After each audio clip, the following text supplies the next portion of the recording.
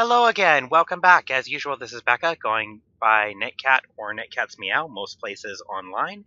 And once again, we're going to be talking Linden scripting language. Today's little video that I have in mind, a little more expansive than some of the last couple ones because I've been getting my feet under me working with databases for my other project, is going to be a little more about avatar detection. We covered this at one point briefly in the doors video and again in the security video or video series. But this time we're going to go over multiple different methods, including introducing you all to sensors. And we're going to discuss the benefits and drawbacks of some of them. So, the first thing we're going to start with, as so often is the case, the Mark I cube.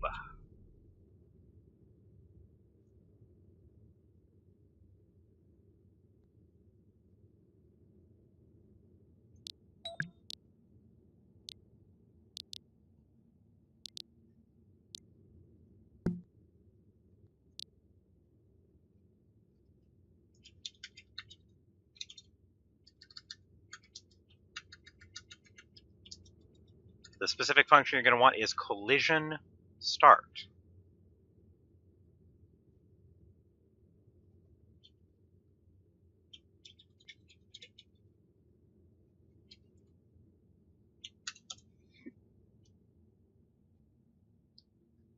So it'll just say detected, and you can also determine who is detected by adding key to name, detected key 0.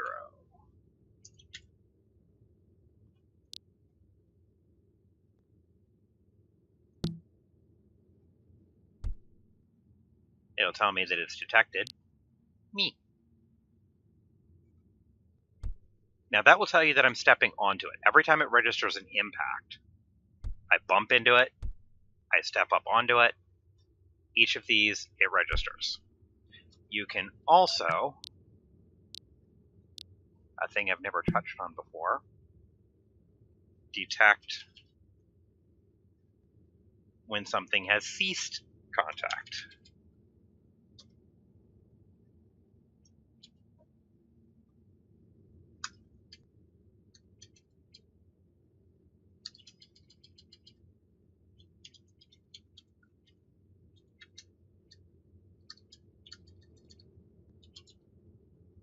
By simply changing it from collision start to collision end.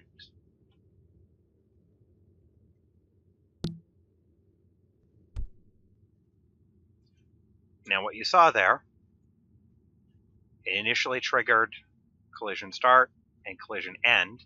That was the physics involved in me getting up onto this because it's a bit of a platform. It's not registering again because I'm not changing. Now, camera getting in a bad way there. Not changing whether or not I'm on it or not.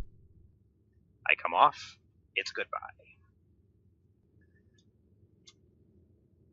There's things you can use that for, such as you want a thing to automatically retain a certain effect, like opening a door, as long as an avatar is in contact.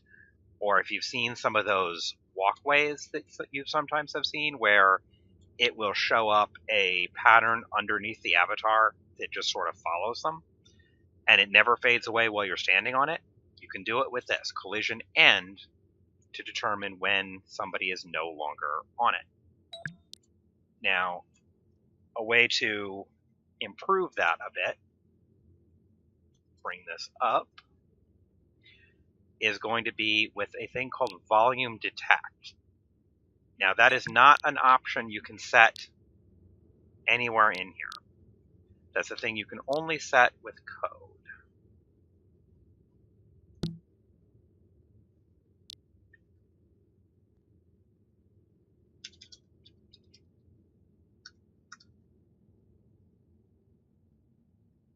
Not a thing that I use a lot, so it doesn't hurt to pop in and double check the syntax.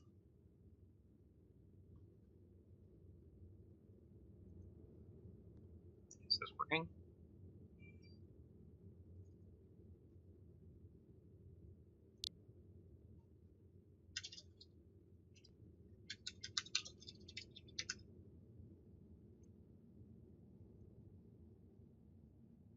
There we go. Yep, that's what I thought it was, but never hurts to be sure.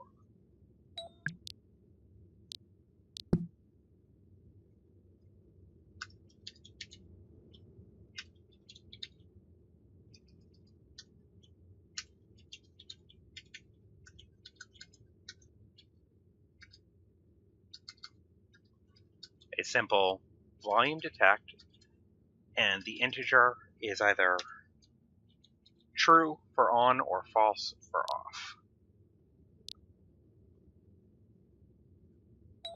We're going to make this a little bit transparent just to make it easier to see what's going on. Now what this will do is this will effectively make this phantom. You can pass through it, but it will treat any time inside the volume, say it said hello to me, as a detection. I leave, it registered that I am no longer within its detection.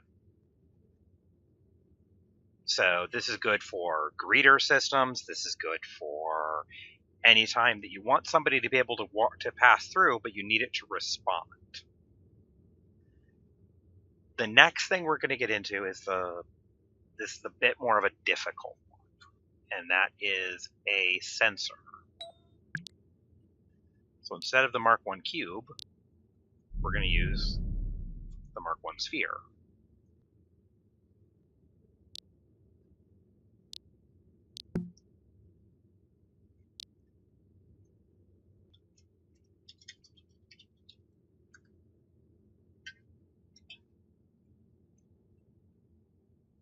You have two different basic forms of sensor, the sensor and sensor repeat. We're actually going to start with the basic sensor.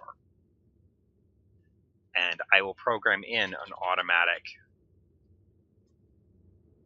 repeat for it.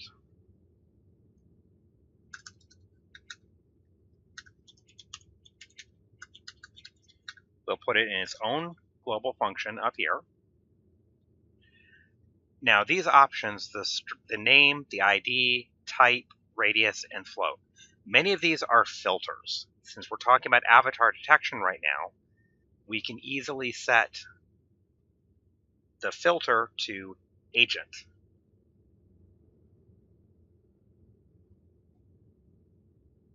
So we're going to start any name,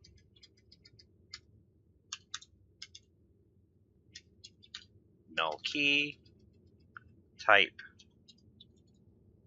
agent. Now the float radius and float arc are the particularly important ones. Radius is the distance that it will actually scan to, and the arc is the degrees out from center in a circle it will scan. And that goes from 0, 0 to pi. We want to keep this simple for the moment, so we're going to do a full pi there at a radius of 3 meters.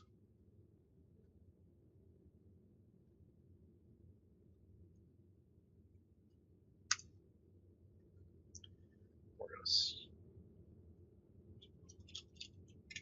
set it up to scan when I click the ball. Now the thing is, in order to work with a sensor, you actually have to deal with a special function that will deal with what is received. And that is the sensor function down here.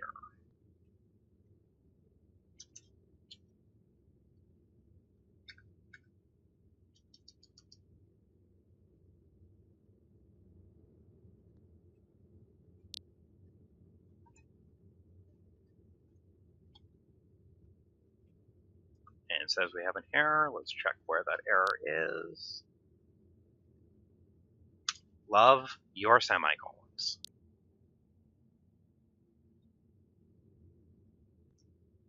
There, it detected me, but let's bring the radius down. Let's make it a 1 meter radius.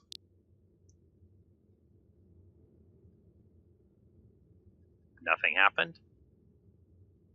Let's make that a 2-meter radius.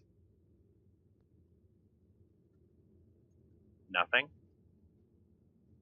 2.5. You know what? Let's make this a little easier.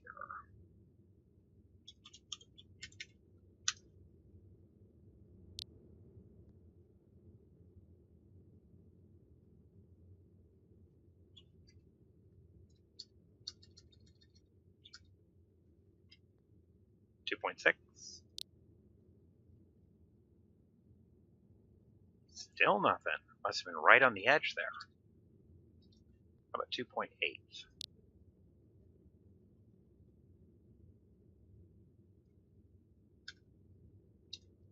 9?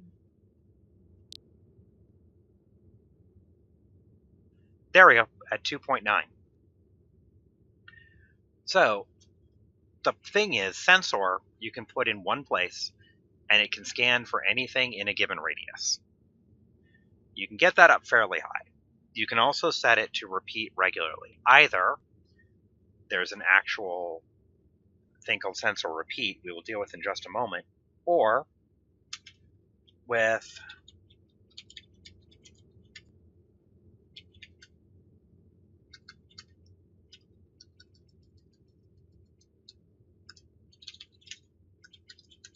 a timer event.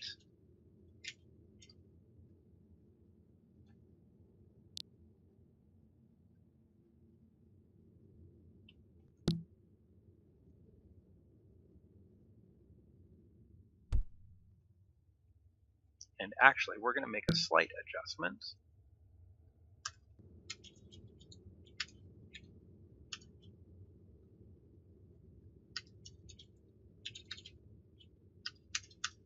So that it announces every time that it is searching.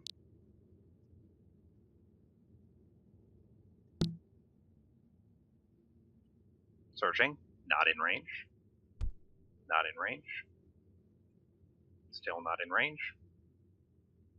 In range. Not in range. Sensor is a very powerful tool. It can pick up avatars, and it can even tell you a little bit about their state, but we'll go into that in the future. It can tell you, for example, if it can also pick up things other than an avatar. So that's actually one of the biggest advantages of a sensor, is that it can pick up something that isn't an avatar.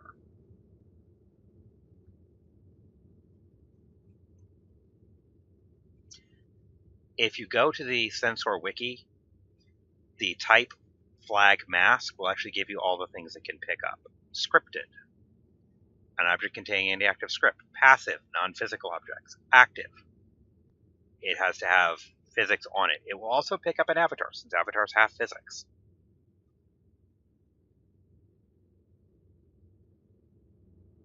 And the by username, I have had trouble getting that one to work. It's listed reserved, so I think that's not in active production most of the time, so don't pay much attention to that. But we're going to actually create a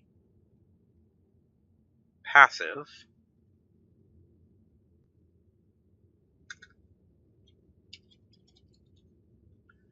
and actually the other detections for just collision won't care what it is either, but we'll deal with that in a bit. Passive. Is there anything passive it can pick up in its range? Yes. My chair. My chair, because my chair has no physics. But I'm not going to move my chair for purposes of this demo, but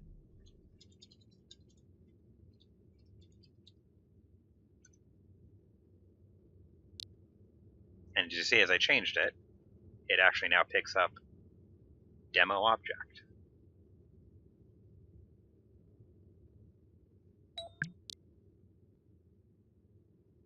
Pull this out of range.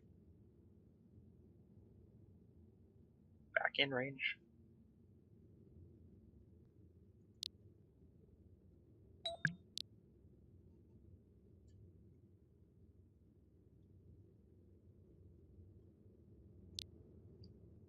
but I change its type to physical.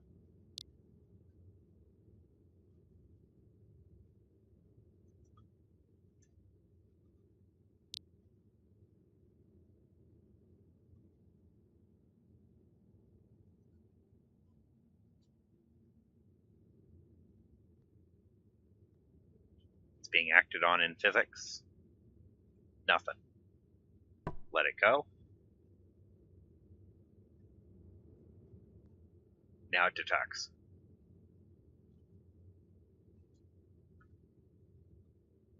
Physically acting on it. Nothing. Let go. Detects. So if we change that to active, physical tasks, physical objects, and agents.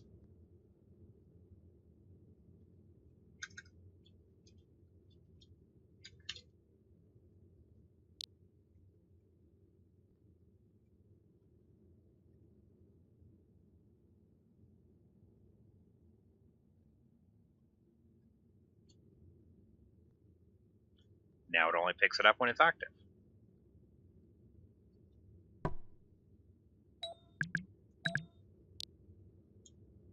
Now, things you can use with that is you can use a sensor like that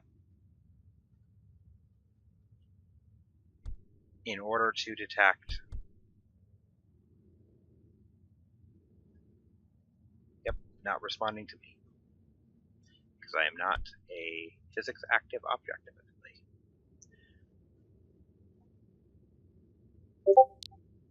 You can use that to pick out a variety of things in the world for whatever reason. This is relevant in security situations, for example. If you had a lot of physical objects going and you wanted to respond to the owner of them, you could do that. So let us say, for example, sorry for that cut there. I had to remember how to do something.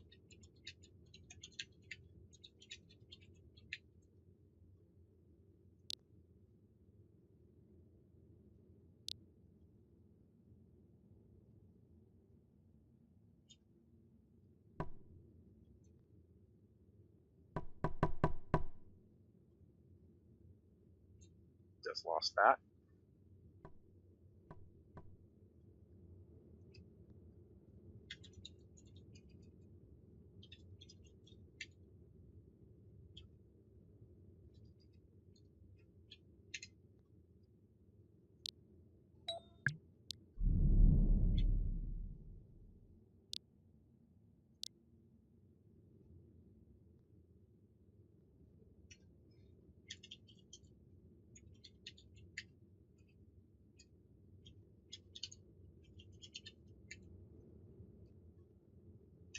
All right, what we just did there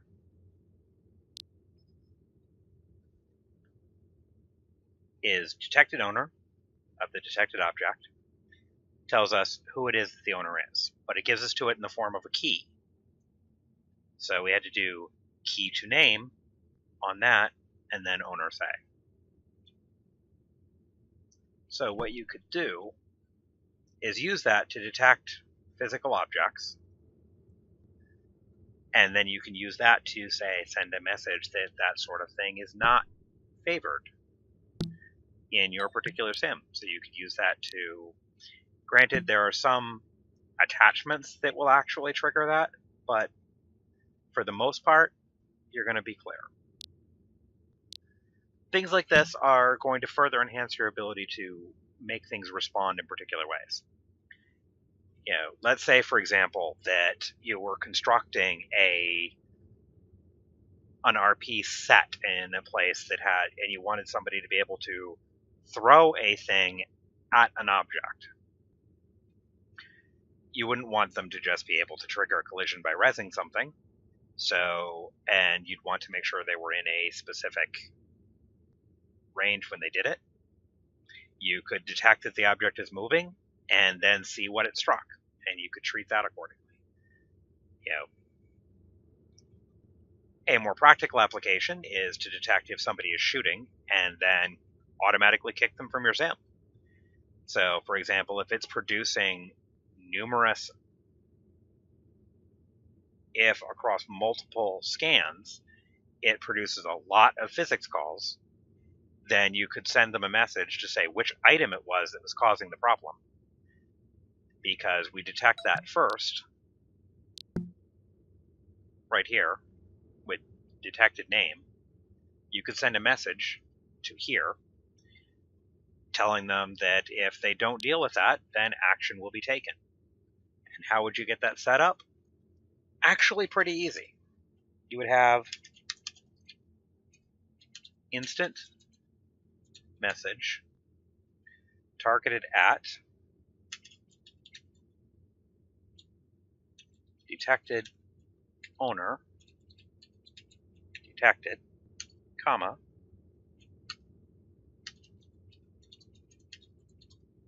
your object. You have the plus to combine different things. We already have that here, detected name.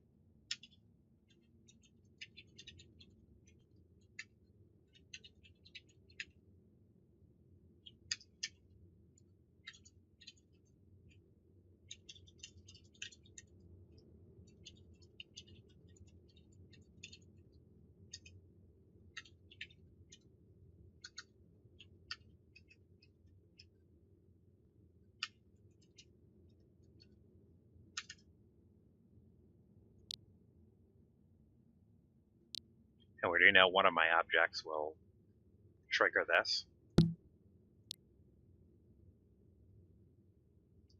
My object, pound the ground, is in violation of the rules. Please stop using it. So you can put that in with your security. Basically just have it keep a running list of who has triggered it, and then kick them after a certain number of violations. That's one thing this can actively be used for. The other thing, volume detect, is really good for greeters or things that you want to happen when somebody passes through an area, because the volume detect is entirely intangible.